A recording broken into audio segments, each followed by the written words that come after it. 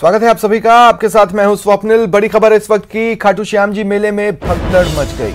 3 लोगों की मौत की खबर है। सीकर से ये बड़ी खबर आपको बता रहे हैं। खाटू श्याम जी में भगदड़ की खबर है। देखिए, बाबा श्याम का जो मासिक मेला है इसमें भगदड़ मची। जो जानकारी सामने आई है, सुबह जैसे ही मंदिर का प्रवेश द्वार खोला, भगदड़ मच गई। 3 भक्तों की मौत की खबर है।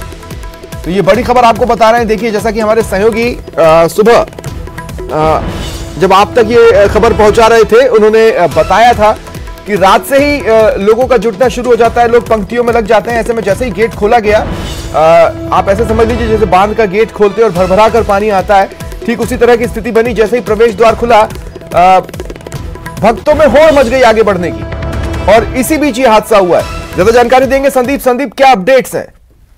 देखिए स्वप्निल, जो अभी थोड़ी देर पहले जिस तरह से हमारी बात हुई थी, उसके बाद अब की जो है कि वापस जो जिगजैग है उनमें जो श्रद्धालुओं की एंट्री हुई है, और किसी तरह से प्रशासन ये चाहता है कि जो बाकी भीड़ आज जो खाटू में आई हुई है उसको सुचारू रूप से जो दर्शन हो पाए और किसी तरह की कोई दिक्कत नहीं हो। तो फिलहाल प्रशासन जो है वो इसी मशक्कत में लगा हुआ है। जो 3 जो महिलाओं की डेथ हुई थी, उनके जो डेड बॉडी है वो वहां पर मोर्चरी में रखवा दी गई है। इसके साथ साथ जो घायल थे उनका अस्पताल में इलाज फिलहाल चल रहा है। पुलिस के और प्रशासन के आला अधिकारी वहां पे पहुंच गए हैं, और एक बार पूरी तरह से प्रशासन इस कोशिश में लगा है कि किसी भी तरह से आज जो है फिर से जो दिन भर, चूंकि एकादशी है तो ये तो तय है कि बड़ी भीड़ होगी, तो किसी भी तरह से जो है वो बाबा श्याम के जो लोगों को दर्शन हो सके और जो बाकी की भीड़ जो खाटू में आई हुई है वो पूरी तरह से व्यवस्थित रह सके। क्या इसे प्रशासनिक चूक कहा जाएगा कि इस स्थिति को पहले ही नहीं भापा गया और पहले ही व्यवस्थाएं नहीं की गई? देखिए सुधीर, ये अभी मैं थोड़ी देर पहले भी आपको बता रहा था कि जिस तरह से जो भीड़ पिछले कुछ समय से एकादशी को बढ़ रही थी, इसमें ये अनुमान तो ये था कि बहुत ज्यादा भीड़ एकादशी को हो रही है, और प्रशासन तैयारियां भी कर रहा था। जैसे एक दिन पहले भी मैं बता रहा था कि दौरा किया था और ये तय किया था कि दूसरी तरफ से जिगजैग बनाए जाएंगे, जिससे कि अगर भीड़ ज्यादा होती है तो उसको डाइवर्ट किया जा सके। लेकिन ये व्यवस्थाएं जो अब करने की कोशिश की जा रही थी, ये बहुत पहले की जानी चाहिए थी, क्योंकि लगातार जो एकादशी के दिन भीड़ बढ़ रही थी, उससे ये तय था कि किसी ना किसी दिन अगर इस तरह की कोई बात होती है तो फिर संभालना मुश्किल हो जाएगा। क्योंकि जो लक्खी मेला होता है उसमें बड़ी व्यवस्थाएं की जाती हैं, बड़ी भीड़ होती है, तो पूरे प्रदेश से उसमें पुलिस जाब्ता लगाया जाता है। लेकिन इसको अब तक बड़े कैजुअल तरीके से लिया जाता रहा कि एकादशी की जो भीड़ है वो धीरे धीरे बढ़ते बढ़ते इस स्थिति पहुंचाएगी। इसको भांपने में थोड़ी देरी हुई है। हाँ, तो ये आप बैलमार जैसी स्थिति में प्रशासन खुद को पा रहा होगा। लेकिन अब संदीप, मैं जानना चाहता हूं कि ये भगदड़ मची, जैसा कि आप बता रहे हैं 3 भक्तों की मौत हुई, और आप पूर्व में बता रहे थे कि 3 और हैं जो घायल हुए हैं। इस पर क्या अपडेट्स हैं? देखिए, जो घायल है वो अभी तक जो है वो उनकी ये बताया जा रहा है कि उनकी स्थिति है वो खतरे से बाहर है। अभी तक जो है उनका इलाज अस्पताल में जारी है। 3 की जो डेथ हुई थी, उनकी जो डेड बॉडी है वो मोर्चरी में रखवा दिए गए हैं। वहां पर चूंकि भगदड़ मची है तो जाहिर सी बात है कि 3 महिलाएं हैं, जो कागजात उनके पास पुलिस को नहीं मिल रहे हैं। जो परिजन थे, चूंकि भीड़ ज्यादा थी तो वो भी अपनों से बिछुड़ कर इधर उधर हो गए। तो पहले प्रशासन ये उसमें लगाया कि इनकी जो शिनाख्त हो जाए सबकी, तीनों की, और उसके बाद जो बाकी के हैं उनका भी तो हो सकता है ना, हो सकता है संदीप की जो महिलाएं हैं ये अपने परिवार वालों के साथ ही आई हों, परिवार वाले उन्हें मंदिर या मंदिर के आसपास खोज रहे होंगे, लेकिन इस घटना की जानकारी तो उन तक भी पहुंच गई होगी। जी बिल्कुल, यही बात है। जो क्योंकि अचानक भगदड़ मची तो भीड़ ज्यादा होने की वजह से जो लोग थे वो इधर उधर हो गए, और ये तो जाहिर सी बात है कि जो महिलाएं हैं तो परिवार के या किसी के साथ आई हैं तो कोई ज्यादा समय तो नहीं लगेगा। लेकिन चूंकि एक बार पूरा जो खाटू जो कस्बा है जिसमें ज्यादा भीड़ थी, तो वो पूरी भीड़ इधर उधर हो गई, तो उसमें जरूर थोड़ा वक्त लगेगा। अभी मंदिर में क्या स्थिति? अभी भी बड़ी संख्या में भक्त वहां पर पहुंच रहे? देखिए, 75 फीट जिगजैग के पास जहाँ ये हादसा हुआ, जहाँ पे ये भगदड़ मची, वहाँ अभी थोड़ी देर पहले किसी व्यक्ति से हमारी बात हुई तो ये बताया जा रहा है कि अभी भी जो 75 फीट का जो जिगजैग है वो वहाँ पर बड़ी संख्या में श्रद्धालु है, और ये वो चाह रहे हैं कि जो आज एकादशी है तो वो दर्शन करके वापस आए। लेकिन फिलहाल जो प्रशासन और जो पुलिस के आला अधिकारी हैं वो व्यवस्थाओं को दुरुस्त करने में लगे हैं। और उसके बाद चूंकि मैं पहले भी आपको बता रहा था कि एकादशी है, जाहिर सी बात है कि बहुत ज्यादा भीड़ आज होनी है, क्योंकि पिछली एकादशी की बात करें तो दूर दूर तक चोमू रेनवाल तक ये जो दूसरा रूट खाटू श्याम जी पहुंचने का है, इसमें बहुत लंबा जाम लग गया था, रिंगस की तरफ जाम लग गया था। तो ये प्रशासन आज भी ये मान रहा है कि बड़ी संख्या में श्रद्धालु है वो पहुंचेंगे, तो किसी भी तरह से जो अब कोई ऐसी घटना नहीं हो और आराम से लोग दर्शन कर सके, इसकी जो है वो तैयारियां की जा रही है। अच्छा, ये जो तस्वीरें हम देख रहे हैं ये उसी जगह की देख रहे हैं संदीप जहां पर हादसा हुआ है? देखिए, जो तस्वीरें हमने आपको पहले उपलब्ध करवाई थी, जहां जो पुलिस जाब्ता तैनात किया गया है, या दूसरी जगह एग्जैक्ट जो 75 फीट की जो तस्वीरें हैं वो अभी तक नहीं आ पाई हैं। ये दूसरी जहां तो उस एरिया को थोड़ा डिफाइन कर सकते हैं जो नहीं जानते इस जगह को? देखिए, बिल्कुल जो मंदिर का जो मेन एंट्री गेट है उसके ठीक बाहर, अगर शाम वक्तों की बात करें तो ठीक बाहर जो 75 फीट का एक जिगजैग बना हुआ है, जहां लोहे की बैरिकेडिंग है, और बाकी जो बैरिकेडिंग होती है वो तो मेले के टाइम या जब भीड़ होती है तब की जाती है, लेकिन जो 75 फीट की जो जिगजैग है वो स्थायी रूप से वहां पे रहती है, और उसके ऊपर भी उसको टीन साइड से पूरा कवर किया गया है। वहां पर ये हादसा हुआ है, क्योंकि पूरी भीड़ जो है वो वहीं पर आकर के और वहीं से एंट्री गेट से अंदर जाती है। जी, तो कहने का मतलब यह है कि जैसे ही द्वार खुला, उस जिगजैग में जो खड़े थे वो एकाएक तेजी से आगे बढ़ने लगे, और इसी दरमियान ये भगदड़ मची वहां पर। देखिए स्वप्निल, जिस तरह का पुलिस अधिकारियों ने जो बात बताई उसके मुताबिक ये सामने आया कि एक बुजुर्ग महिला जो थी आगे, सबसे पहले उसके गिरने की बात सामने आ रही है। महिला के गिरते ही अचानक से जो हो हल्ला हुआ, और उसके बाद 2-3 महिलाएं और गिरी, तो पीछे पब्लिक का दबाव था। तो भगदड़ में जब कुछ लोग गिर जाते तो उसके बाद सब लोग जो है वो वहां से भाग छूटे, और भागने की वजह से जो ये हादसा हुआ है। तो जो घायल हुए हैं उनकी क्या स्थिति है? देखिए, अभी तक स्वप्निल, जैसा हमने बताया कि जो 3 महिलाओं की स्थिति जो गंभीर बताई जाती है, उसमें मान रहा है कि उनका अभी तक जो है वो इलाज चल रहा है, और अभी जो है वो खतरे से बाहर है। तो बाकी जो कि इलाज चल रहा है, तो अभी तो बाकी जो क्या होना है वो तो आने वाला वक्त ही बताया, लेकिन फिलहाल जो है वो खतरे से बाहर है। ये पहली बार है कि इस मंदिर में इस तरह की भगदड़ मची? बिल्कुल बिल्कुल, ये पहली बार है स्वप्निल। खाटू श्याम जी में जो फाल्गुन का जो लक्की मेला होता है उसमें तो तकरीबन 40 से 50 लाख श्रद्धालु देश भर से, देश विदेश से आते हैं, लेकिन आज तक इस तरह की घटना नहीं हुई, क्योंकि उस समय प्रशासन बड़ा चाक चौबंद रहता है, पूरी व्यवस्थाएं दुरुस्त की जाती हैं। हालांकि दबाव बढ़ने से उसमें जैसे सांस नहीं आने की वजह से, या जैसे घुटन की वजह से बीच में जैसे कई बार 1-2 श्रद्धालुओं की जो मौत है वो जरूर हुई है, लेकिन इस तरह की घटना जब भगदड़ मची हो और 3 लोगों की डेथ हो गई हो, तो इस तरह की जो घटना है वो पहली बार हुई है। और अब देखिए क्या होता है ना कि इस तरह की घटना होती है तो जो मंदिर का भी जो एडमिनिस्ट्रेशन होता है, हालांकि जितना मैं आपसे समझ पा रहा हूं संदीप, मंदिर के एडमिनिस्ट्रेशन में कोई बहुत ज्यादा संख्या में लोग होंगे नहीं, लेकिन जितने भी होते हैं उनके लिए ये एक ऐसा अवसर होता है कि जाग जाओ वाला, उन्हें ये समझ में आता है कि हमारे आसपास क्या खामियां हैं और समय आने पर इन्हें कैसे दूर करना है।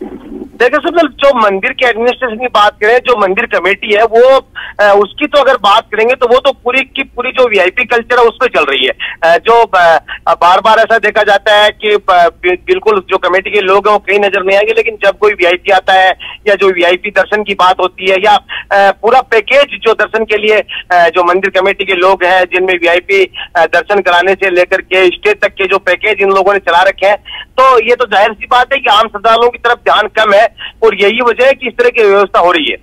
दूसरा ये भी मैं जानना चाहता हूं आपसे कि मौसम कैसा है संदीप, क्योंकि देखिए अगर बूंदाबांदी हो रही हो, क्योंकि सुबह सुबह की बात है, हल्का अंधेरा तो उस वक्त हो गई, मान लीजिए बूंदाबांदी हो रही हो या बारिश हो रही हो तो उससे स्थितियां और बिगड़ती हैं।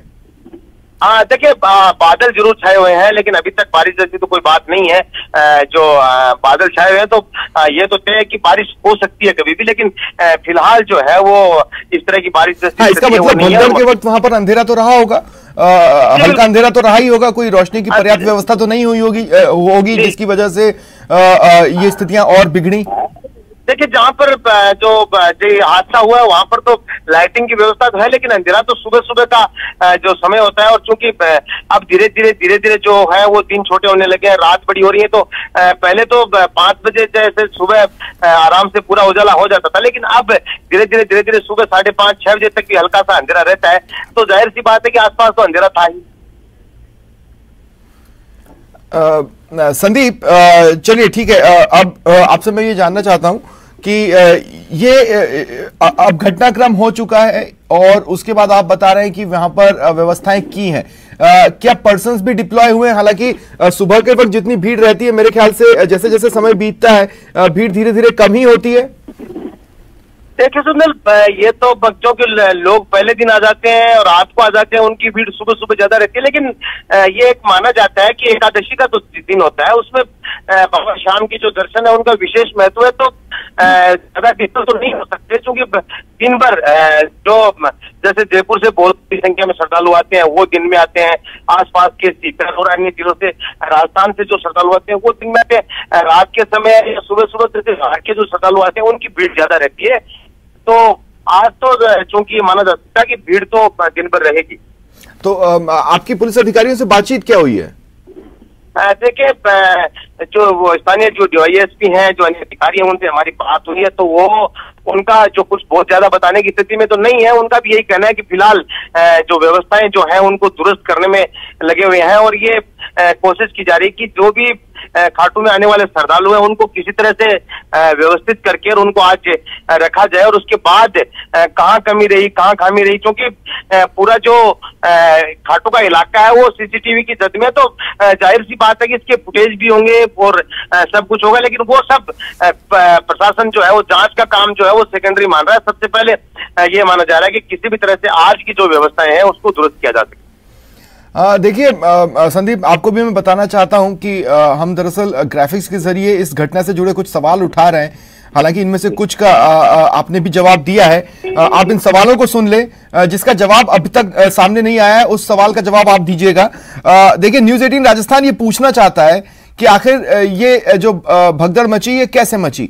देखिए, हमारे सहयोगी ने आपको बताने की पूरी तरह से कोशिश की है, वो इलाका भी समझाया है कि किस तरह से वहां पर भगदड़ के हालात मचे। अब पुलिस प्रशासन के क्या इंतजाम थे, तो यहां पर प्रशासनिक चूक की बात सीधे तौर पर सामने आ रही है, क्योंकि आसानी से अनुमान लगाया जा सकता था कि आज का दिन और आज के दिन भीड़ काफी होगी वहां पर। ऐसे में व्यवस्थाएं जो कि टेम्पररी टाइप की थी उन्हें और परमानेंट किए जाने की जरूरत थी। लाखों की भीड़ आ सकती है, इस तरह के अनुमान अमूमन मेले में लगा ही लिए जाते हैं। तो उस स्तर के इंतजाम वहां पर क्यों नहीं थे, क्यों इतना लाइटली लिया गया आज के दिन को, यह एक बड़ा सवाल है। प्रवेश द्वार पर भीड़ नियंत्रण की व्यवस्था पूरी तरह से सुनिश्चित क्यों नहीं की गई? मंदिर कमेटी को भी क्या भीड़ का अनुमान नहीं था? हालांकि हमारे सहयोगी ने बताया कि मंदिर कमेटी जो है वो कुछ लोगों से मिलकर बनी है और वो खुद को इस हद तक वीआईपी समझते हैं कि अगर कोई बड़ा चेहरा यहां पर आ रहा है तो पहुंच जाएंगे, नहीं तो नहीं। मासिक मेले के लिए मंदिर कमेटी की पुख्ता व्यवस्था क्यों नहीं थी? चलिए, शुक्रिया संदीप तमाम बातचीत के लिए। ब्रेक के बाद स्वागत है आप सभी का। इस वक्त एक बड़ी खबर आपको बता दें, तबादले के विरोध में तालाबंदी की खबर है। प्रिंसिपल का तबादला हुआ जिसके विरोध में जिसका विरोध चल रहा है दौसा से, यह बड़ी खबर आपको बता रहे हैं। प्रिंसिपल तबादला सूची आने के बाद विरोध है। दौसा के राजकीय धनावड़ स्कूल में ग्रामीणों ने तालाबंदी की है। स्कूल के प्रिंसिपल के तबादले का ये विरोध कर रहे हैं। बड़ी संख्या में ग्रामीण और स्कूली बच्चे वहां पर पहुंचे हैं, तालाबंदी कर अपना आक्रोश जता रहे हैं, विरोध कर रहे हैं। देखिए, रविवार को ही प्रदेश के 1681 प्रधानाचार्यों के तबादले हुए। तो ये बड़ी खबर आपको बता रहे हैं दौसा से। देखिए, राजकीय धनावड़ जो स्कूल है उनके प्रिंसिपल का नाम भी ट्रांसफर लिस्ट में था। प्रिंसिपल का तबादला हुआ है जिसका ग्रामीण और बच्चे विरोध कर रहे हैं। ज्यादा जानकारी के लिए बात करेंगे सहयोगी आशीष से। आशीष, क्या जानकारी है?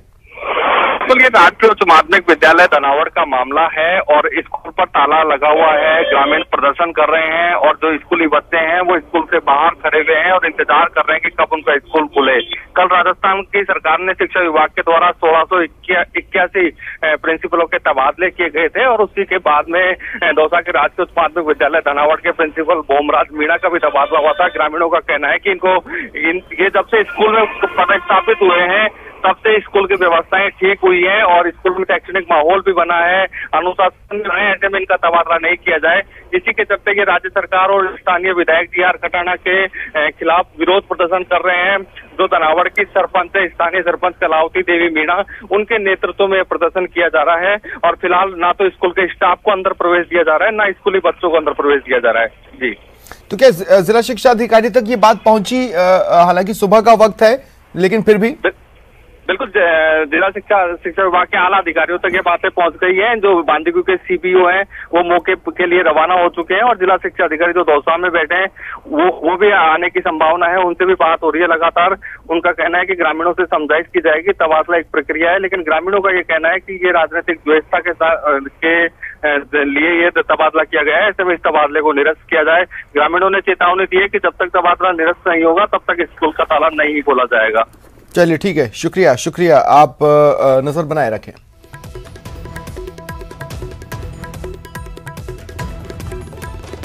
और देखिए बड़ी खबर मिल रही है इस वक्त की, रंजीता कोहली का धरना खत्म हो गया है। उन्हें ये आश्वासन दिया गया है कि 7 दिन के अंदर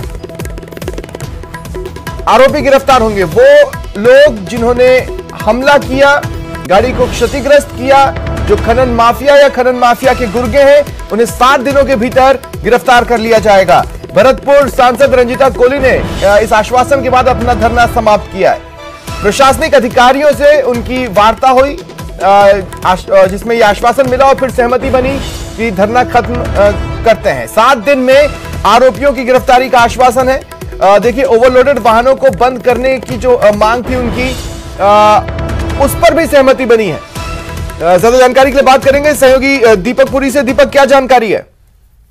देखिए स्वप्न, जिस तरह से सांसद रंजीता कोहली पर देर रात को हमला हुआ और खनन माफियाओं ने बेलगाम होकर उन पर जो है पथराव किया और उस दौरान उनकी गाड़ी क्षतिग्रस्त हो गई और उन्होंने फिर वो जो है धरने पर बैठ गई घटनास्थल पर ही। तो देर रात को ही जिला कलेक्टर और पुलिस अधीक्षक जो है मौके पर पहुंच गए थे और रात से ही सांसद रंजीता कोहली से जो वार्ता का दौर था वो चल रहा था, लेकिन वो आरोपियों की गिरफ्तारी की मांग पर अड़ी थी। और फिर लंबे समय के बाद, करीब 7 घंटे के बाद में जो है अब सहमति बन रही है और सांसद रंजीता कोहली ने जो अपना धरना है वो समाप्त कर दिया है। उसमें सहमति ये बनी है कि जिला कलेक्टर और पुलिस अधीक्षक ने उन्हें भरोसा दिलाया कि पूरे मामले में एक ठोस कार्रवाई की जाएगी और जिन भी बदमाशों ने इस गतिविधि को अंजाम दिया है, उनके ऊपर जो है हमला किया है, पथराव किया है, उस पूरे मामले में 7 दिन में वो गिरफ्तार किए जाएंगे और जो ओवरलोड वाहन यहाँ से होकर के गुजरते हैं उन पर भी जो है लगाम लगाई जाएगी, उनके खिलाफ भी जो है कार्रवाई की जाएगी। इसको लेकर के ये सहमति बनी है और अब सांसद रंजीता कोहली ने जो अपना धरना है वो समाप्त कर दिया है और पुलिस द्वारा यहाँ से जो लोग हैं उनको समझा करके अब हटाया जा रहा है। और जिस जगह पर ये धरना चल रहा था वहाँ एक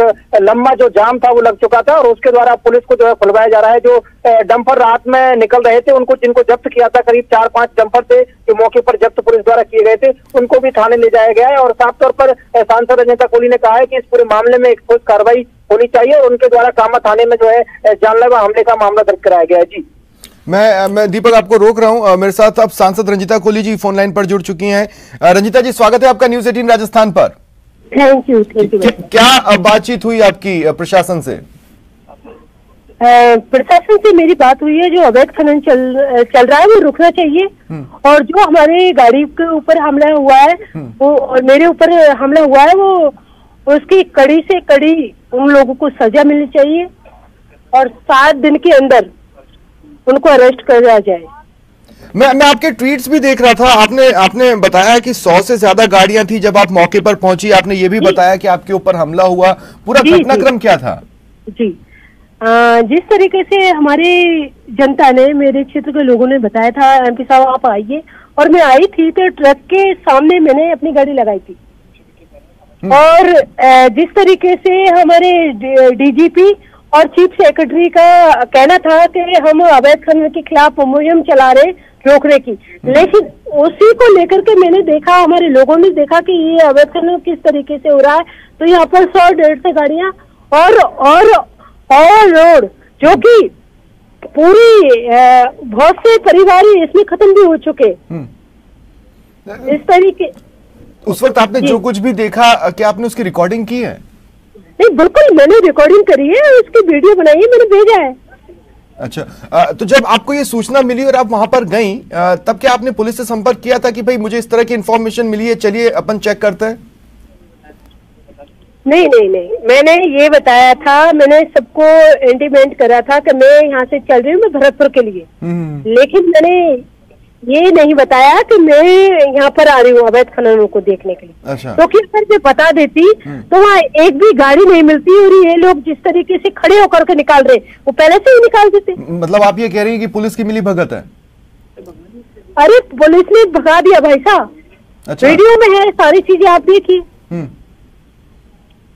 तो मतलब एक सांसद वहां पर मौजूद थी और उनको सुरक्षा देने की जगह वो खनन माफियाओं को भगाने में व्यस्त थे।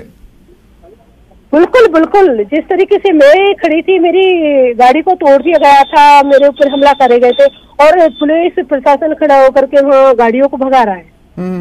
आपने प्रदेश सरकार के किसी चेहरे से बातचीत की, क्योंकि कानून व्यवस्था उनकी जिम्मेदारी है, आपको ये शिकायत उनसे करनी चाहिए? नहीं, मैंने तो कई बार उनको शिकायत करी है, मुख्यमंत्री जी को मैंने लेटर देखे। तो फिर अब आपकी जो बातचीत हुई, आपको आश्वासन किससे मिला है? मुझे आश्वासन कलेक्टर साहब से मिला है कि जल्द से जल्द इस पे कार्रवाई होगी और ठोस कदम को उठाए जाएंगे।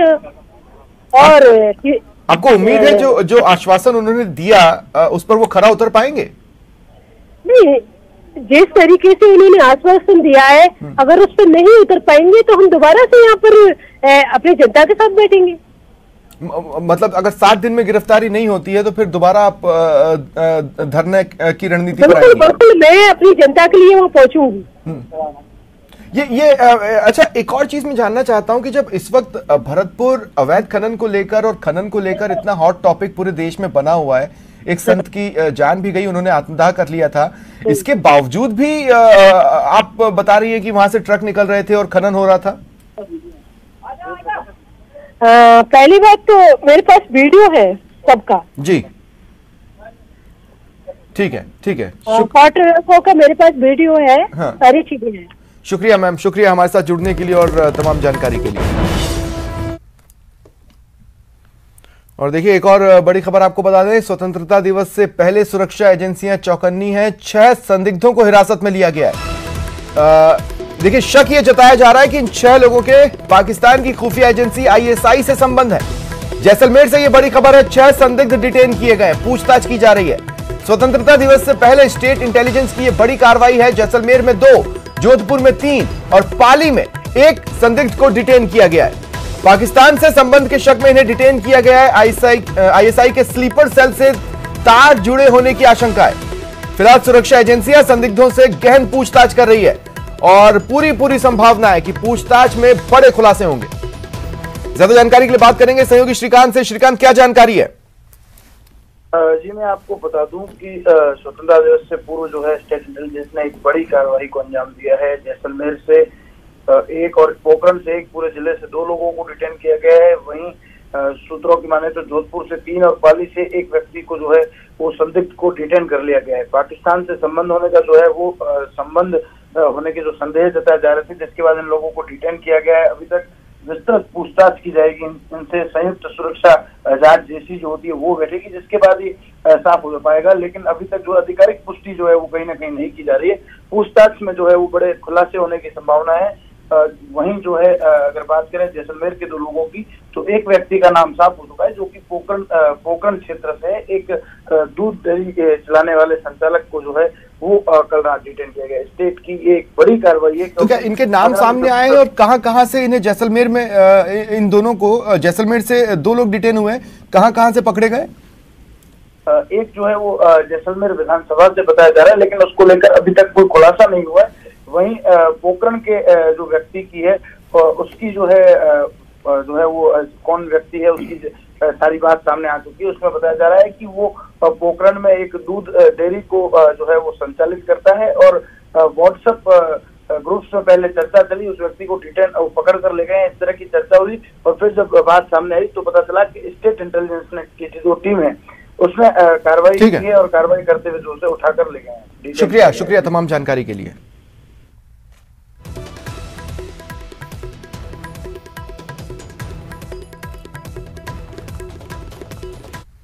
और बाड़मेर से बड़ी खबर है, तस्करों पर BSF का एक्शन। डोडा पोस्ट से भरी स्कॉर्पियो जब्त की गई है। स्कॉर्पियो छोड़कर तस्कर पैदल भाग गए। बीएसएफ और पुलिस की ये संयुक्त कार्रवाई रही। बीएसएफ और पुलिस ने नाकेबंदी करवाई थी और इसी दौरान ये सफलता मिली है। डोडा पोस्ट से भरी स्कॉर्पियो जब्त की गई है। हालांकि आंशिक सफलता आप इसे कह सकते हैं, बड़ी सफलता इसलिए नहीं क्योंकि जो तस्कर थे वो स्कॉर्पियो छोड़कर वहां से पैदल ही भाग निकलने में सफल रहे। तो ये बड़ी खबर है बाड़मेर से। तो बाड़मेर से बड़ी खबर है, तस्करों पर बीएसएफ ने एक्शन लिया है। डोडा पोस्ट से भरी स्कॉर्पियो जब्त की गई है। दरअसल नाकेबंदी की गई थी बीएसएफ और पुलिस द्वारा और इस नाकेबंदी के दौरान ये कार्रवाई की गई, ये सफलता मिली। डोडा पोस्ट से भरी स्कॉर्पियो जब्त की गई है। हालांकि जो आरोपी थे, जो स्कॉर्पियो सवार थे, वो स्कॉर्पियो छोड़ वहां से पैदल भाग निकले। फिलहाल इतना ही, नमस्कार।